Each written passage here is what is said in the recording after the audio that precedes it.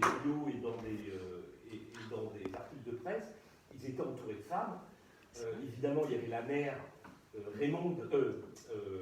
Josette, la mère et Raymond le père, mais il y a aussi les sœurs, elles sont 4 sœurs, et aussi les femmes, les épouses, les maîtresses, etc. Donc tout cet univers-là m'a permis justement de créer d'autres personnages, dont 2 personnages fondamentaux, qui font avancer l'intrigue. C'est comme ça en tant que romancier et scénariste, pour faire avancer le truc. Il y a le personnage de la femme, de cette Catherine-là, qui va leur permettre d'avancer, d'accéder toujours plus haut dans le crime, et le personnage du flic. Le flic, il a existé. En fait, il a existé, c'est la somme de 3-4 grands flics qui ont pourchassé les Zemmour tout au long de leur crime et de leur méfaits, de leur épopée, tout à fait. Donc il fallait justement essayer de combler. Alors, je ne les fais pas tous mourir au même endroit où ils sont morts. Je ne leur prête pas tous la même suite logique d'intrigue, etc. Parce qu'encore une fois, si on résume purement et simplement la vie des Zemmour, c'est des types qui arrivent à Paris, qui deviennent les parrains du milieu français, mais vraiment les parrains. Mais je raconte quand même que quand ils arrivent à Paris, au Faubourg Montmartre, il y a d'autres familles qui tiennent la mafia. Alors c'est plusieurs familles, mais c'est des familles juives. Il y a les Atlants qui tiennent le Faubourg Montmartre, ça c'est vrai. Et ils vont apprendre leur métier parce que quand ils arrivent à Paris, les Zemmour, c'est des vendeurs de... On appelle ça le bidonnage. Je ne sais pas si vous savez ce que c'est. C'est qu'à l'époque, dans les années 60, il n'y a pas encore... C'est encore, on passe de l'ancien franc au nouveau franc. Il n'y a pas encore les grands centres commerciaux. Il n'y a pas les moyens de communication qu'on a aujourd'hui, évidemment, Internet, etc. Mais même le téléphone, c'est dans quelques rares foyers. Et eux, ils prennent des bouteilles de vin, Préfontaine, etc., du vin bas de gamme, et ils collent des étiquettes de grands crus. Et ils vont partout en province, ils vendent ça aux ouvriers, etc., qui sont très honorés d'avoir leur table pour le dimanche. Je rappelle qu'on a une dégustation de vin. Ah ouais, alors j'espère que vous n'avez pas fait du bidonnage. Merci Rebecca. Et ils vendent ça. Et au fur et à mesure, ils commencent à construire une petite fortune là-dessus. Et très vite, ils rencontrent les Atlants, qui eux sont dans le banditisme. Ils ont plusieurs bars, cafés, restaurants à Montmartre. Ils vont s'initier au contact des Atlants, au grand banditisme. Ça devient d'abord leur porte-flingue. Ils vont commettre pas mal d'assassinats, de rackets, etc. Et petit à petit, poussé par le plus jeune des frères, qui est un fou furieux, c'est Edgar Zemmour, qui est le plus allumé des 5 frères. Il y a Roland, qui est mort tout de suite, Théodore, Edgar, René, enfin bon voilà, ils sont 5 frères. Et ils vont... Il n'y a pas Eric, hein. Il n'y a pas Eric, non. Après, je vous parlerai d'Eric, si ça vous intéresse par rapport à ça. Et ils vont devenir, d'abord par le proxénétisme, ensuite par le racket. Et moi, j'ai rencontré beaucoup de commerçants juifs de Montmartre, du Faubourg Montmartre, qui m'ont raconté combien les Zemmour étaient vraiment racketaient leur commerce. Ils n'étaient pas tendres, hein, c'est pas... Alors pourquoi ça va plus? Pourquoi on n'est pas si éloigné que ça de l'univers sur lequel j'aime bien travailler, même si j'ai fait des bios de personnalités politiques, etc. C'est que, au-delà du caractère mafieux, c'est comment ces types-là, dans les années 60, ont voulu s'en sortir de cette manière-là, qui est crapuleuse, etc. Mais cette envie de l'ascenseur social, par les armes, par le proxénétisme, etc. Mais ça m'a intéressé, et particulièrement parce que cette mafia-là, cette mafia juive, dans le meurtre, etc., n'existe quasiment plus. J'ai bien dit dans le meurtre, etc. Dans d'autres choses, elle existe encore. C'est plus de la mafia, c'est des individus, etc.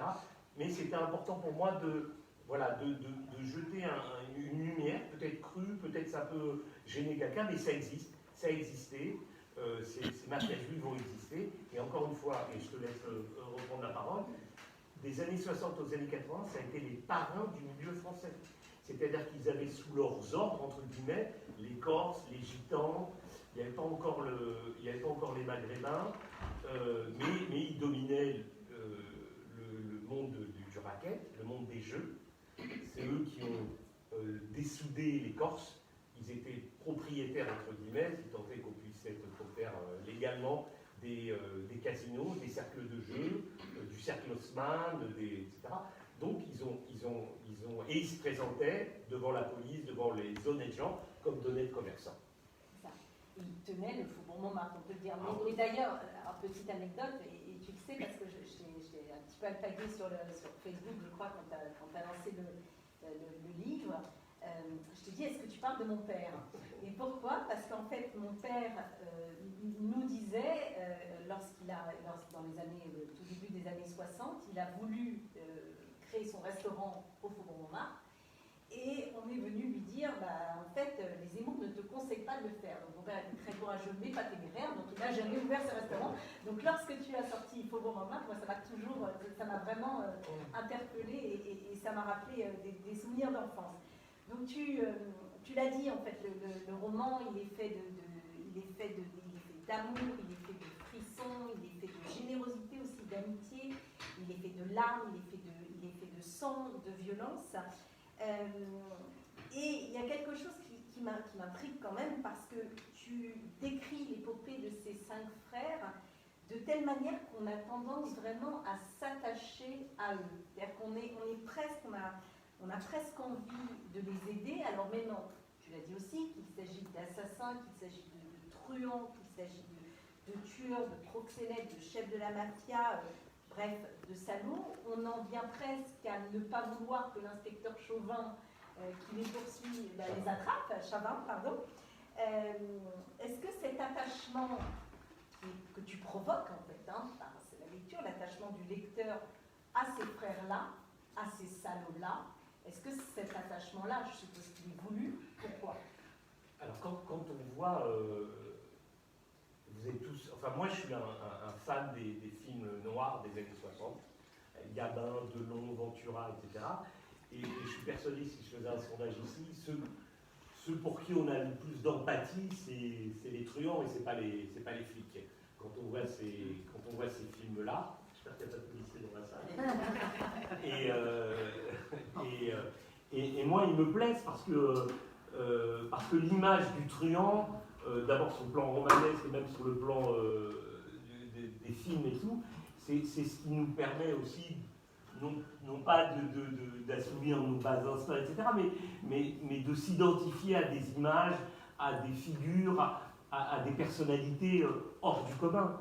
Et c'est vrai que moi j'ai toujours appris que les gens heureux n'ont pas d'histoire. C'est-à-dire que si les frères Zemmour étaient, et j'ai rien contre les commerçants, de simples commerçants, honnêtes, rentrant chez eux à 20h, avec leurs enfants, etc., il y aurait quasiment rien à raconter.